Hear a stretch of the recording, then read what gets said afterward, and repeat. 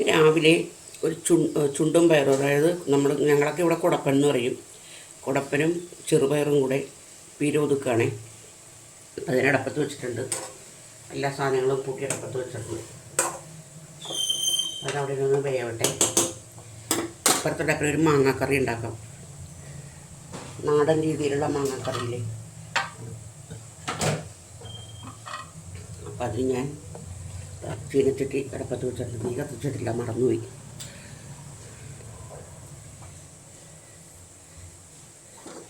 തീ കത്തിച്ച് ചട്ടി അടപ്പത്ത് വെച്ച് കൊടുത്തിട്ടുണ്ട്. നമുക്ക് കുറച്ച് വെളിച്ചെണ്ണ ഒഴിച്ചു കൊടുക്കും. ഇതൊക്കെ അറിയാം, വെളിച്ചെണ്ണയിൽ വെക്കുന്ന കേട്ടോ നല്ലത്.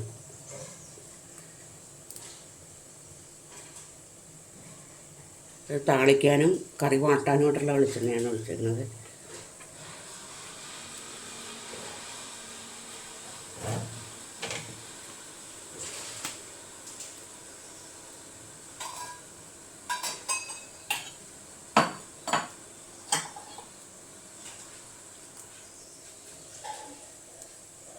ഇപ്പം എണ്ണ ഒന്ന് ചൂടാവട്ടെ കേട്ടോ.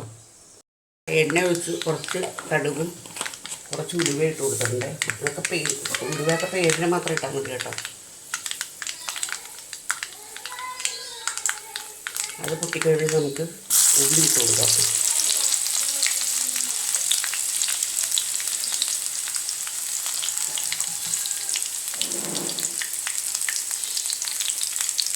ഉള്ളി ഒന്ന് മൊരിയട്ടെ.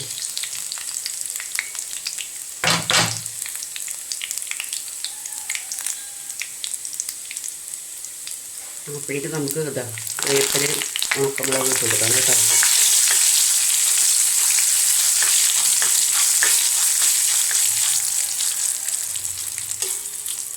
ഇതിനകത്ത് കുറച്ചിനകത്ത് കോരിയെടുക്കാം, വെച്ചാൽ താളിക്കാനിട്ട് കൊടുക്കാനായിട്ടാണ്.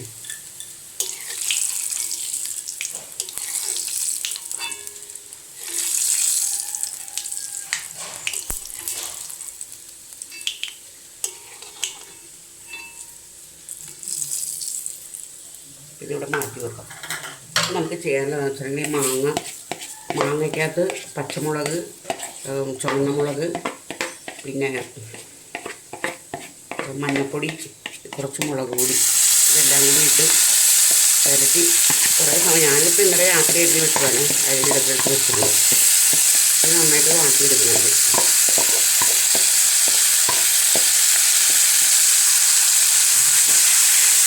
ഇതിലൊന്ന് വാടട്ടെ. അതിൻ്റെ ഒരു പ്രൊസീജിയർ ഞാൻ കാണിച്ചു തരാം. മാങ്ങ ഒന്ന് വേവട്ടെ കേട്ടോ. കുറച്ച് വെള്ളം കൊണ്ട് അരപ്പുണ്ട് നന്നായിട്ട്. അപ്പോൾ നമുക്ക് കഴുകിയെടുക്കാം.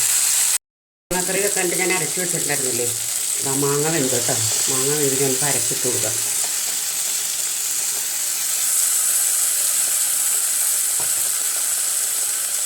വെള്ളം വെക്കണം കേട്ടോ കുറച്ച്.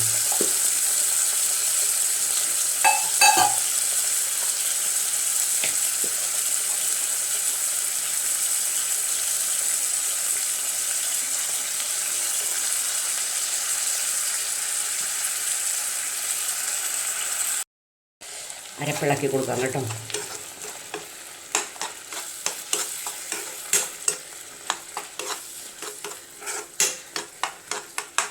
വെള്ളം വേണം കുറച്ചും കൂടെ. അധികം ചാറിൽ വെക്കുന്ന കറി അല്ലേ.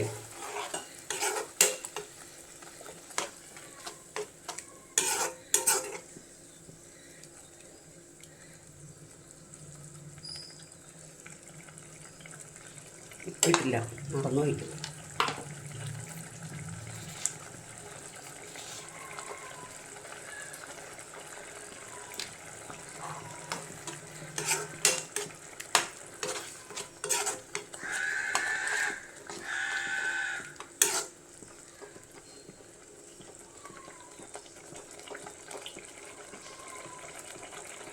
ഇത്തിരി കൂടി വെള്ളം ഒഴിച്ച് കൊടുക്കാം.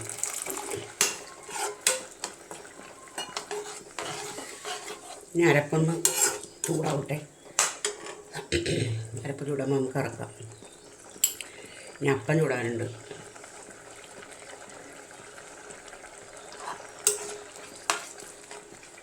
അരപ്പ് തിളച്ച് വരുന്നുണ്ട്. നമുക്ക് നേരത്തെ എടുത്ത് വെച്ചില്ലേ താളിക്കാനുള്ളത് ഇട്ട് കൊടുക്കാം. നമുക്ക് ഇറക്കാം കേട്ടോ.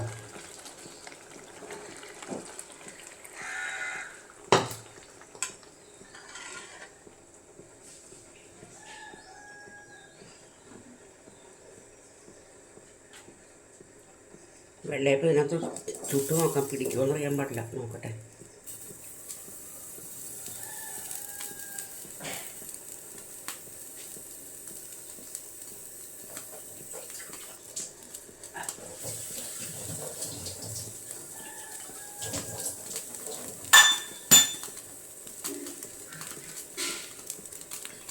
ചട്ടി ചൂടാവാൻ വെച്ചിട്ടുണ്ട്. അപ്പം ചൂടാട്ടെ. ഇനി ഞാൻ പറഞ്ഞില്ല, സ്റ്റാൻഡ് പിടിച്ചു തുടങ്ങി, കഴിഞ്ഞ തവണ തുടങ്ങി. ഞാനത് മാറ്റി. എന്നിട്ട് എൻ്റെ ഇൻഡാലിയത്തിൻ്റെ ചട്ടിക്കകത്ത് ചുട്ടു നോക്കിയാണ്, അതും പിടിക്കണം. പിന്നെ ലാസ്റ്റിന് ഇപ്പം ദോശക്കല്ല് തന്നെ എടുത്ത് ചൂടാം, അതേ നടക്കുള്ളൂ. ഒരു കുഞ്ഞു കുഞ്ഞപ്പം ഉണ്ടാക്കിയെടുക്കാനൊക്കെ.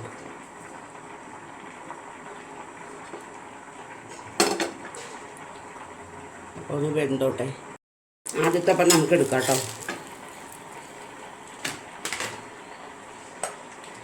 രണ്ടാമത്തെ ഒഴിച്ച് കൊടുക്കാം.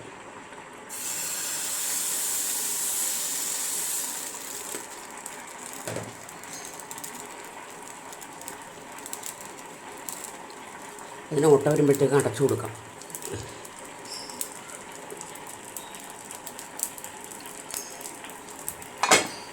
വേവട്ടെ അവിടെ ഇരുന്ന്. അപ്പോഴേക്ക് ഞാൻ ഇപ്പുറത്തെ അടുപ്പിൽ ഒരു സ്റ്റൂ വെക്കാനായിട്ട്, തേങ്ങാപ്പാലൊന്നും ഒഴിക്കാത്ത സ്റ്റൂ ആണേ. ഉരുളക്കിഴങ്ങും സവോളയും ക്യാരറ്റും കൂടെ വേവിക്കാൻ വെച്ചിട്ടുണ്ട്. ഇനി ഇത് പച്ച വെളിച്ചെണ്ണ ഒഴിച്ച് പച്ചമുളക് ഇട്ടാണ് വേവിക്കുന്നത്. ഇനി ഇത് വെളിച്ചെണ്ണ ഒഴിച്ച് നമുക്ക് ഇറക്കാം എന്ത് കഴിഞ്ഞിട്ട്.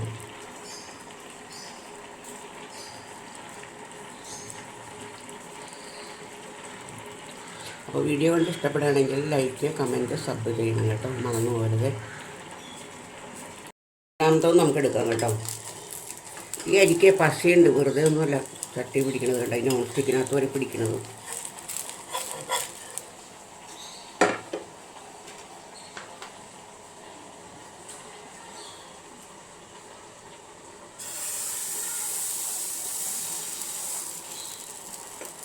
ഇത്തിരി മഞ്ഞപ്പൊടി എടുക്കാൻ വേണ്ടി പോയതാണ്, മറന്നുപോയി.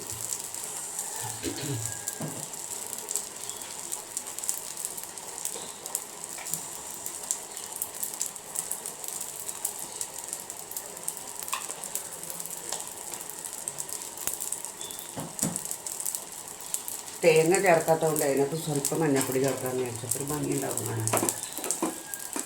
പാലുകറിയല്ലല്ലോ വെക്കുന്നത്.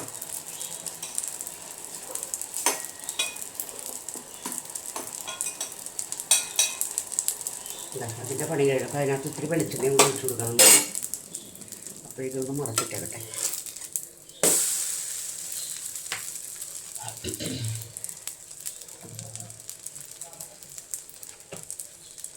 കുറച്ച് വെളിച്ചെണ്ണ ഒഴിച്ചു കൊടുത്തിട്ടുണ്ട്.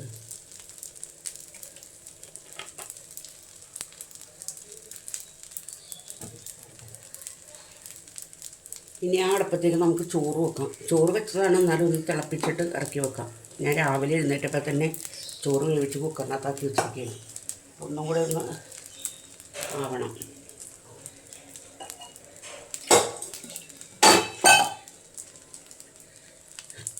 അതിന് തീയൊന്ന് പിടിപ്പിച്ച് വെച്ച് കൊടുക്കാം. എനിക്കൊരു സ്ഥലം വരെ പോകാനുണ്ടെന്നേ, അതാണ് ഇത്രയും പെട്ടെന്ന് ചോറൊക്കെ റെഡിയാക്കണം. അതിന് ചോറൊക്കെ 1 മണിയൊക്കെ ആകുമ്പോഴേ ചോറ് റെഡിയാക്കുള്ളൂ. ബാക്കിയൊക്കെ ആക്കി വെക്കും ഞാൻ.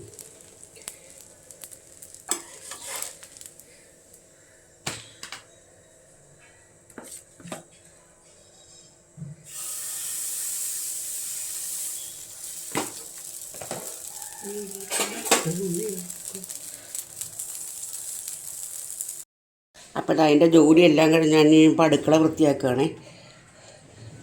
നമ്മുടെ ഈ അടുപ്പിൻ്റെ അടിയെല്ലാം തുടക്കണം കേട്ടോ. അത് നമ്മൾ അപ്പം ചെയ്തങ്ങ് പോകണമെന്നുണ്ടെങ്കിൽ നമുക്കൊരു ബുദ്ധിമുട്ടില്ല. കണ്ടോ, ഈ അടുപ്പിൻ പാതകമൊക്കെ നല്ല വൃത്തിയായിട്ടിരിക്കും എപ്പോഴും.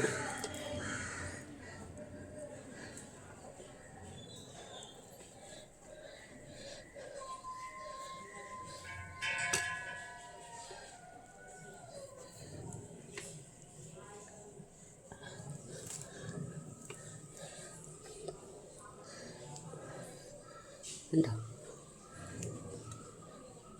ഇത് കാണാൻ പറ്റണ്ടോ ഞാൻ തുടക്കുന്നത്?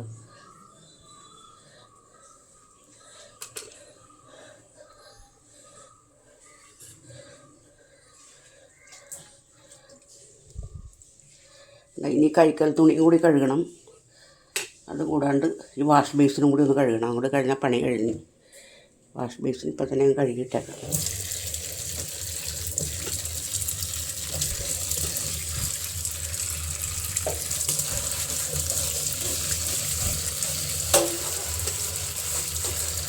പിന്നത്തേക്ക് ഇടാണ്ട് അപ്പം തന്നെ അങ്ങോട്ട് കഴുകി വെക്കണമെങ്കിലുണ്ടല്ലോ നമുക്ക് എന്തൊരാശ്വാസം ഒന്നറിയാമോ.